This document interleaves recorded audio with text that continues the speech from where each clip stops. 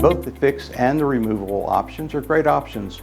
The determination of whether you need something removable or maybe fixed depends on a number of factors. It can be how much bone is available, how many implants can we possibly place, what your long-term goals are, financial goals, and how you have to maintain the appliance. With a removable denture option, you will be removing your denture at least twice a day to clean, and you'll have ongoing maintenance to replace the O-rings, which are the life of the implant, snapping that denture back into place securely.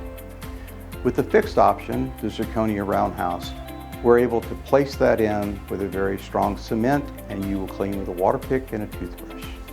We feel that the mini dental implant option or the one-piece implant option is superior for a number of reasons, but mostly because of cost, less invasiveness, fewer trips to the dentist, and the fact that it lasts just as long and gives you a great platform to enjoy that great smile here in the Ozarks.